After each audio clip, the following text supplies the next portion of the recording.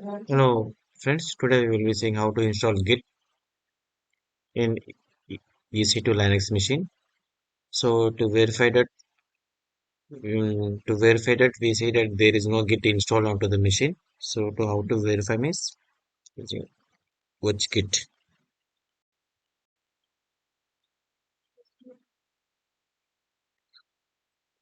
So there is no Git installed onto this machine. So the reason it is showing no Git in.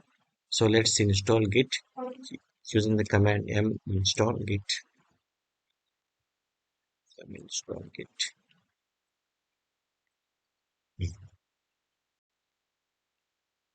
You need to be you need to be a root user to perform this command. So we need to be a sudo user. Sudo. Yeah. Yeah. We can press Y. Yes. It's for Y. That's it. Clear. To clear the console. Now we should be seeing which when I do this when I rerun this command which kit it is showing. So what is the version of the git? I have got is git version.